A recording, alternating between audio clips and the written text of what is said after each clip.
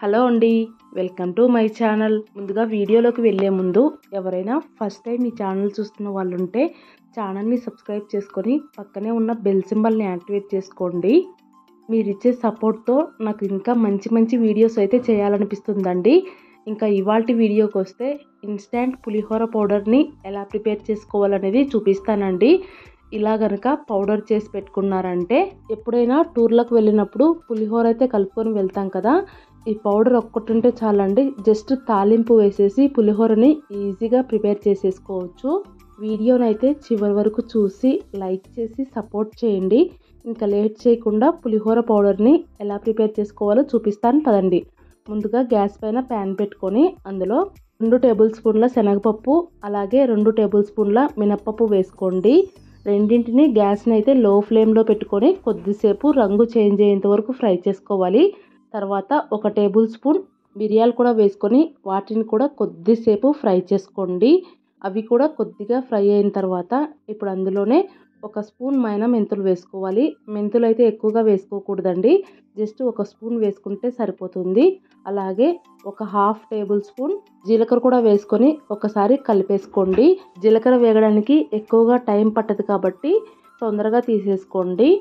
ఇవన్నీ ఒక ప్లేట్లో వేసి పెట్టుకున్న తర్వాత ఇప్పుడు ఒక 6 నుంచి 7 దాకా ఎండుమిరపకాయలు వేసుకొని కొద్దిగా కలర్ చేంజ్ అయ్యేంత వరకు ఫ్రై చేసుకొని గ్యాస్ ఆఫ్ చేసి ఎమ్మటే ఒక చిన్న నిమ్మకాయ సైజ్ అంతా చింతపండు వేసుకోండి. చింతపండు వేసిన తర్వాత కొద్దిసేపు కలుపుకుంటూ ఉన్నారంటే వేడికి చింతపండు అయితే లైట్గా మెత్తబడుతుంది అనమాట. అలా లైట్గా మెత్తబడిన తర్వాత అన్నింటినీ ప్లేట్లోకి అయితే ట్రాన్స్ఫర్ చేసుకొని చల్లారనివ్వాలి. వీటన్నింటినీ బాగా చల్లారిన తర్వాత ఇప్పుడు మిక్సీ జార్లోకి ట్రాన్స్ఫర్ చేసుకోవాలి. మిక్సీ జార్లో వేసుకున్న తర్వాత 1 స్పూన్ ఉప్పు కూడా వేసుకొని ఫైన్ పౌడర్ లాగా మెత్తగా మిక్సీ పట్టేసుకోండి. ఇక్కడ చూపిస్తున్నాను చూడండి. మిక్సీ పట్టుకున్న తర్వాత పౌడర్ అయితే ఇలా రెడీ అయిపోతుందండి. ఇలా రెడీ అయిపోయిన పౌడర్ని ఒక ఎయిర్టైట్ బాక్స్లో స్టోర్ చేసుకొని ఎప్పుడు పులిహోర చేసుకుంటే అప్పుడు కలిపేసుకుంటే సరిపోతుందండి. ఇప్పుడు ఈ పౌడర్తో పులిహోర కూడా ఎలా చేసుకోవాలనేది చూపిస్తానన్నమాట. ముందుగా పులిహోర కోసం అయితే అన్నం వండి పెట్టుకోవాలి. వండుకున్న అన్నాన్ని ఇలా ఒక పెద్ద ప్లేట్లోకి తీసుకొని చల్లారనివ్వాలి. ఇక్కడ నేనైతే కొద్దిగా ఎక్కువ క్వాంటిటీలోని పులిహోర అయితే చేస్తున్నానండి. చల్లారిన అన్నంలో మనం ముందుగా మిక్సీ పట్టి పెట్టుకున్న పౌడర్ అయితే వేసుకోవాలి. నేను తీసుకున్న అన్నం క్వాంటిటీకి అయితే ఒక 4 స్పూన్ల దాకా వేసుకున్నానండి.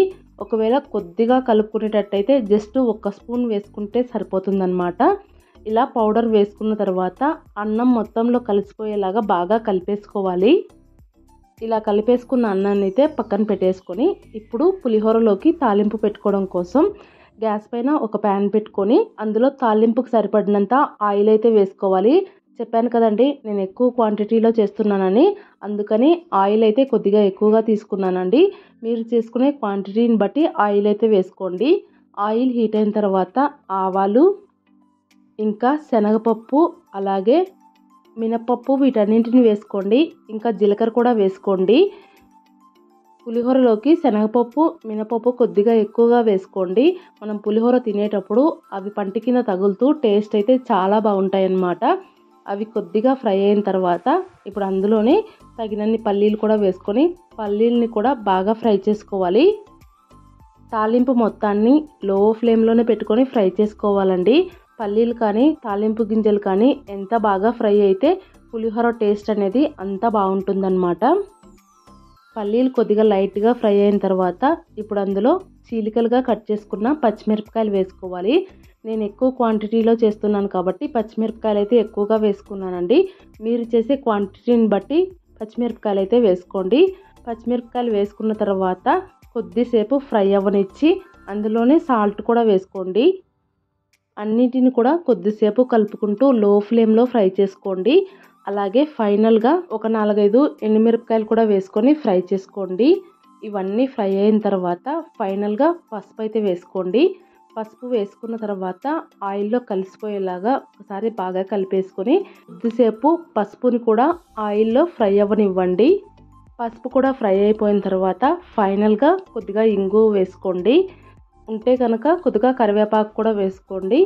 ఇంగువ వేసిన తర్వాత ఇంగువను కూడా ఒక అర నిమిషం పాటు ఆయిల్లో ఫ్రై చేసుకొని ఎమ్మటే గ్యాస్ ఆఫ్ చేసేయండి. ఇలా రెడీ చేసి పెట్టుకున్న తాలింపునైతే మనం ముందుగానే పౌడర్ వేసుకొని కలుపుకున్నాం కదా, ఆ అన్నంలో వేసుకొని కలిపేసుకోవాలండి. తాలింపుని కొద్ది కొద్దిగా యాడ్ చేసుకుంటూ అన్నాన్ని మొత్తాన్ని పైకి కిందికి బాగా కలిపేసుకున్నామంటే పులిహోర అయితే రెడీ అయిపోతుందండి. ఫైనల్గా రెడీ అయిపోయిన తర్వాత ఒకసారి చెక్ చేసుకోండి. నాకైతే ఇంకొద్దిగా అన్నం పడుతుంది అనిపించింది అనమాట. సో ఇంకొద్దిగా వైట్ రైస్ వేసి మొత్తం అయితే కలిపేసుకుంటున్నాను. ఫైనల్గా మొత్తం కలిపేసుకున్న తర్వాత ఒకసారి ఉప్పు, కారం, పులుపు అన్నీ చెక్ చేసుకోండి. ఒకవేళ ఉప్పు సరిపోకపోతే ఇంకొద్దిగా ఉప్పు వేసుకొని కలిపేసుకున్నారంటే టేస్టీగా పులిహోర అయితే రెడీ అయిపోతుందండి. ఇలా ఇన్స్టంట్ పౌడర్ని చేసి పెట్టుకున్నారంటే ఎప్పుడు పులిహోర చేసుకోవాలనుకుంటే అప్పుడైతే చాలా ఈజీగా సింపుల్గా చేసేసుకోవచ్చండి. సో మీరు కూడా ఈ పౌడర్ని ప్రిపేర్ చేసి పెట్టుకోండి. పండగలప్పుడైనా ఇంకా ఎక్కడికైనా బయటికి వెళ్ళాలనుకున్నప్పుడైనా చాలా తొందరగా అయితే పులిహోర చేసుకోవచ్చు అనమాట. పులిహోర టేస్ట్ అయితే చాలా చాలా బాగుంటుందన్నమాట. సో మీరు కూడా ట్రై చేయండి. ట్రై చేస్తే కనుక మీకు ఎలా కుదిరిందనేది కామెంట్ సెక్షన్లో కామెంట్ చేయడం మాత్రం మర్చిపోవద్దు. అలాగే ఈ వీడియో ఎలా అనిపించింది అనేది కూడా కామెంట్ చేయండి. ఇంకా ఈ వీడియో మీకు నచ్చినట్లయితే ప్లీజ్ లైక్ చేయండి, షేర్ చేయండి. కొత్తగా కనుక ఎవరైనా ఛానల్ చూస్తున్న వాళ్ళు ఉంటే సబ్స్క్రైబ్ చేసుకొని సపోర్ట్ చేయండి. Thank you.